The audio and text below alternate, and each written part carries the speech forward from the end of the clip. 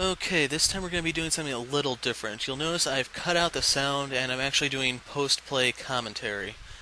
If you're wondering the reason for this, it's because for a good portion of the game I'm going to be cursing out some of the players. Not actually in text, but it's kind of a spoiler, but our mid laner is going to feed extremely hard and then rage quit. Anyway, the reason why I'm putting this up at all is because I don't know when I'm going to be playing Caitlyn again. Like right here I'm explaining that I'm not really good with her. I started with the Yordle snap trap so I could start dropping some traps around the brushes for potential catches on invades. What else is there to talk about? Right here I'm going over the lane matchups. You can see we have Ryze versus Ahri. One thing I can talk about with that matchup real quick is that Ryze does have Rune Prison to lock her down, but the thing is, he's immobile as soon as he casts that, which means if Ahri's reflexes are good enough, and if there are no minions around, she can actually have a clear shot for charm and then heavily punish him for just trying to go on the offensive. In reality, he just needs to play a little safe past level 2. He can try the usual level 1 aggression that Ryze can do. But that's not really a matchup that he should be doing much early on in.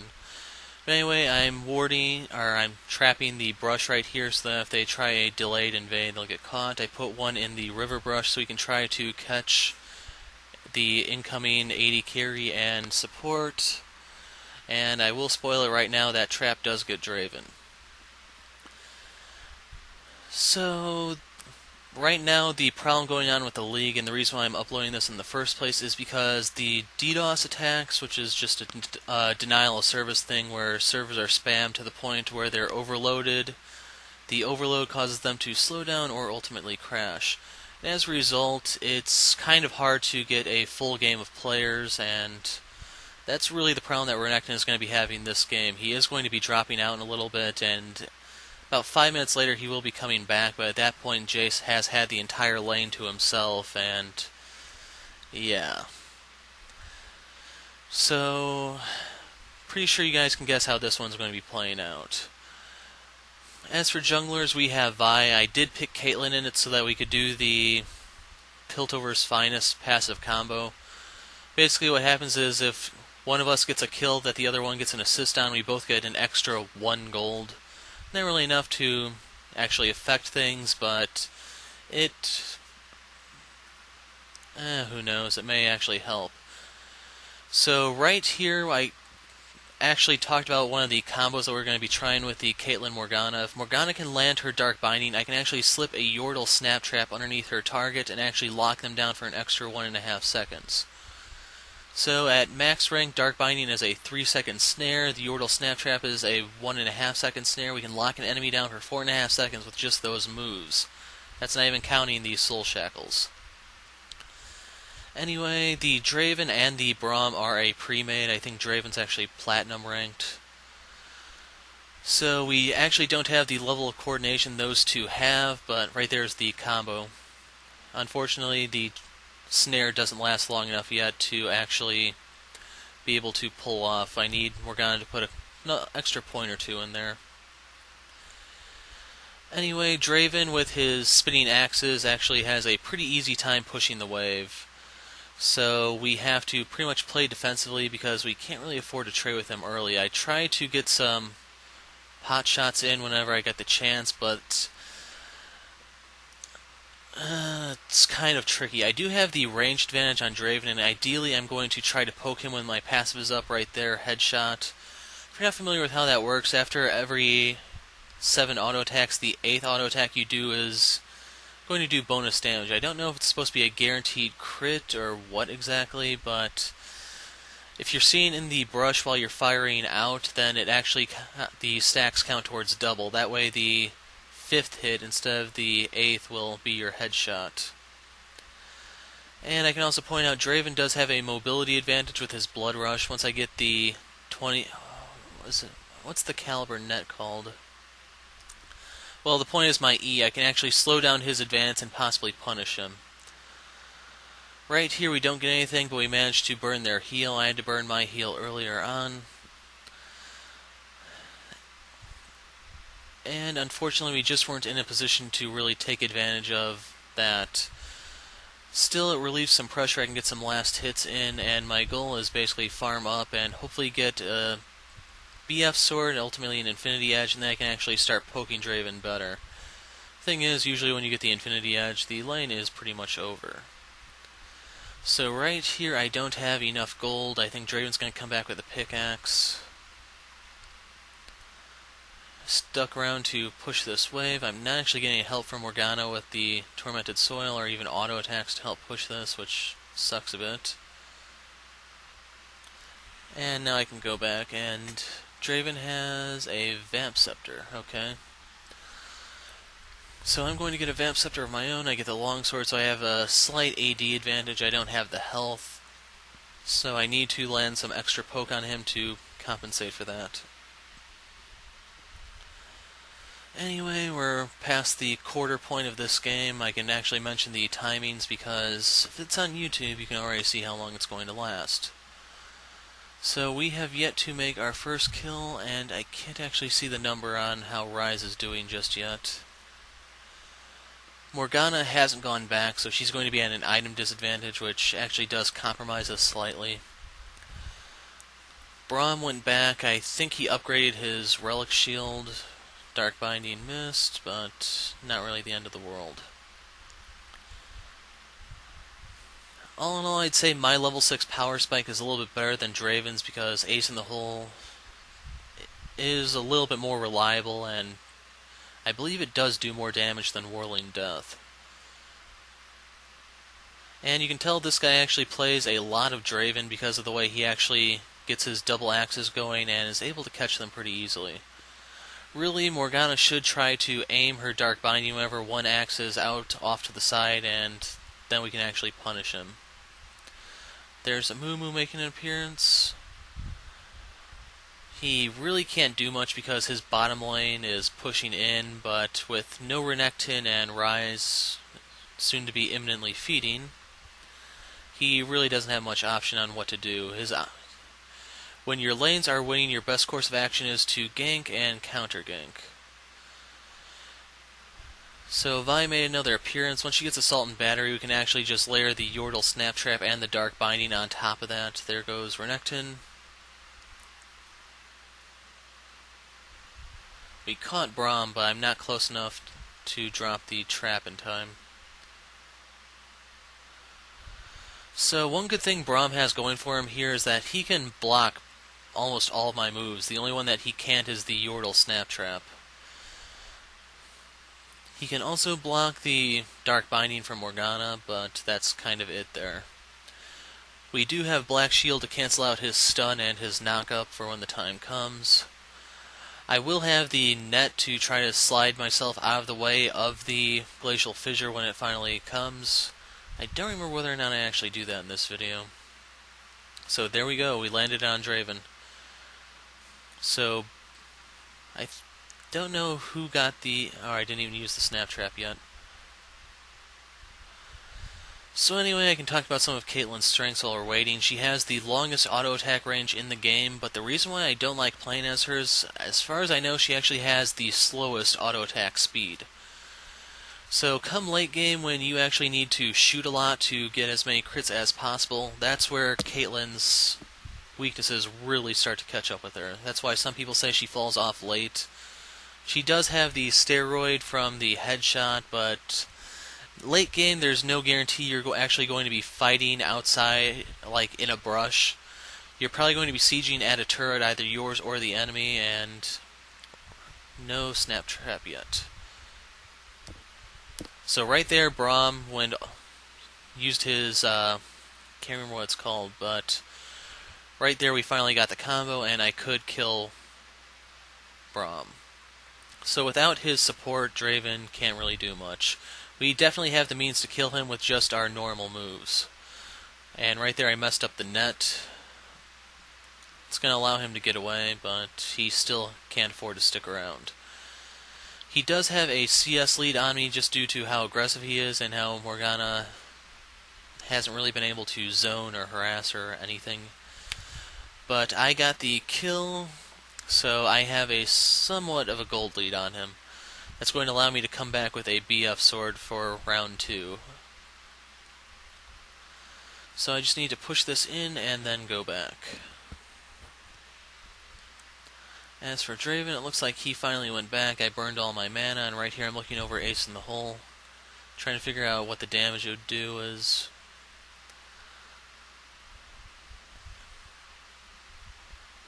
So, waiting. There we go, BF sword.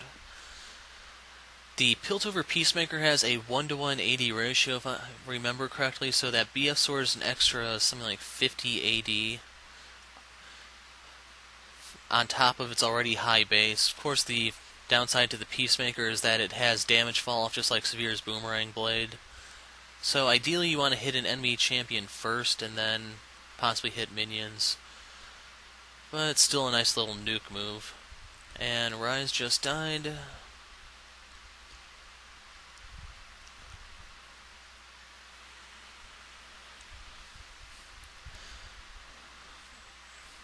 And I don't think Renekton has come back just yet. But this is definitely one of those games during the DDoS attacks. I don't know what the schedule is going to look like for the rest of this week. I'm probably going to be uploading this one after the Vi game. Okay, Renekton has returned, but he's still going to be very, very unstable. But with the attacks, I'm not entirely sure what, if anything, I'm going to be doing this week. There goes the Snap Trap. We managed to get him down. Morgana used the we got through the Glacial Fissure, and right here Morgana is going for the Dark Binding. Now the key thing is, Braum is snared, so he can't actually block for Draven. So right here is when we actually start to turn this lane around. Unfortunately, as you can see, Jayce and Ahri just have free reign over the rest of the map. There's nothing Vi can do, so I can't really fault her for that. It's just Renekton being a victim of DDoS and Ryze just being a dumbass.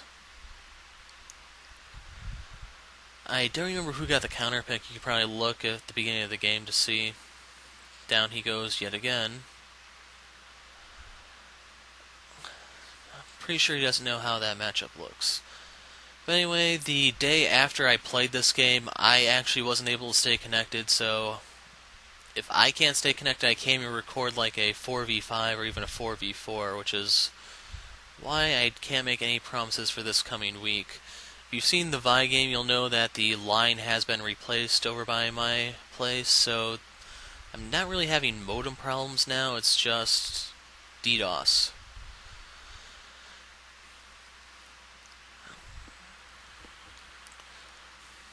I did play a couple of games after this with one of my subs, and even then we were still having problems with players staying connected. This will be the Tuesday game more than likely, so I'll have a couple extra days to try to get something. But yeah, I don't have high expectations for this week. So right there I'm at 3 stacks. I burn the heal to get out of there because if I get stunned, Draven can kill me. And lo and behold, we have company coming from above. So at this point, there's not really much we can do.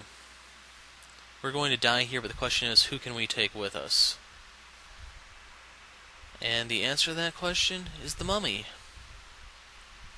So Morgana got that, but the game's already shot, so it doesn't really matter. Right here, they're free to take our tower. Ryze is partly to blame for some of this because he's the one who fed the Ahri that's down here now. And Draven just got 2 kills, which allows him to cash out his stacks and allows him to start coming back into the game. We are starting to approach the 3/4 mark. Down goes the turret. And I am starting to run out of things to talk about. Morgana has her Seeker's Arm Guard. Ryze goes down to Jayce.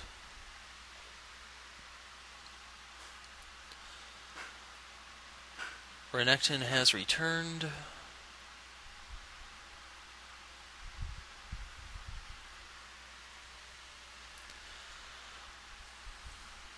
And there goes Ryze, actually just rage quitting after feeding intensely. So right here I'm actually just going to head mid and hold out as best I can till the 20-minute mark. Even though we were doing pretty good bot, the fact of the matter is that it's effectively a 3v5. No matter how we try to cut this, it's just that bad. So Jayce is on the move.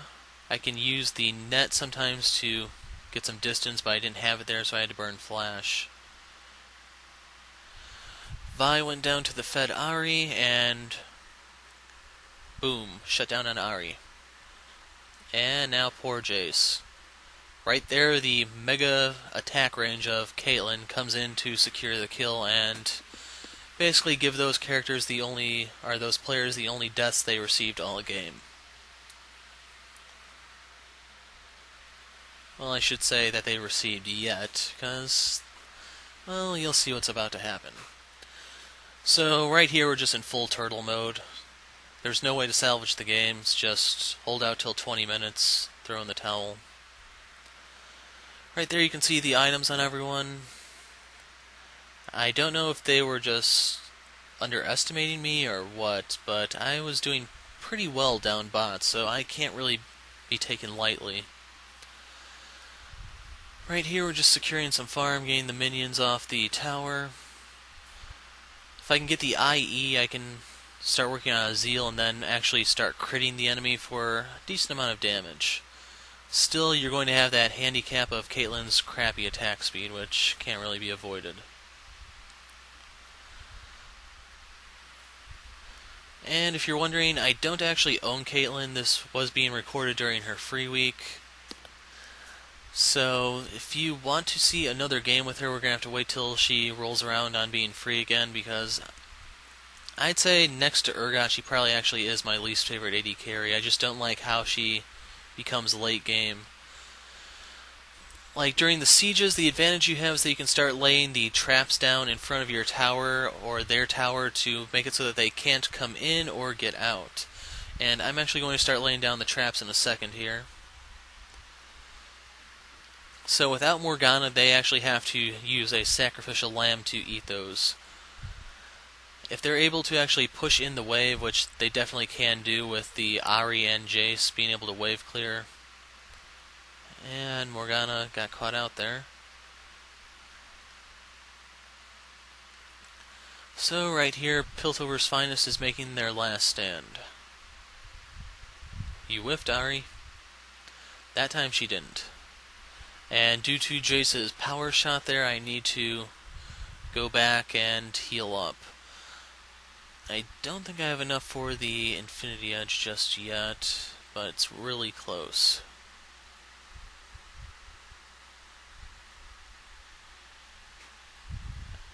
And right here we're going to wait and pick it up. So that is going to give me something like 25% crit. I can't actually read the numbers on my screen at the moment.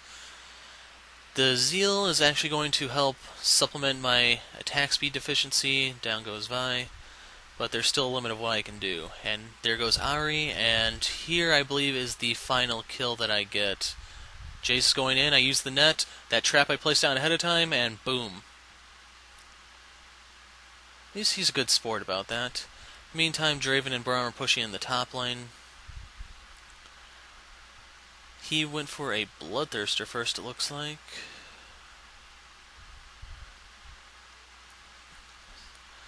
So right there, Braum is eating the tower. I got stunned, so I couldn't actually get out of this, sadly. Had I been able to at least use the net to create some distance or something, that would have been a different story, but at least Vi got Braum. And Draven actually isn't too fed, so we're able to actually kill him there. And with the kill he got on me, that gave him his third kill and therefore a shutdown bonus.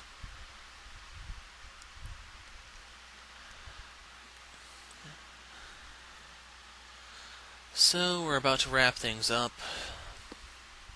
You can see that Renekton, it's the DDoS at this point. When he first dropped out, you couldn't tell if it was lag, if something came up and he had to leave, or what exactly, but I don't know what Riot was doing to address that for a while, because this has happened before. They at least had something that seemed to be working, but the attacks have returned. And if you're not familiar with how DDoS works, I can mention that real quick. I've said before that it's basically just flooding the server so that I can't respond. The way it can work is just that people will have inert viruses on their computers that will just siphon some of their processing and perform the action for the hackers. So people could be helping with this without even being aware of it. That's the importance of actually scanning your computer. But anyway, right here I'm giving one final curse to Ryze, and we can wrap things up here. Hopefully I can get something for the rest of the week. Check the description to find out.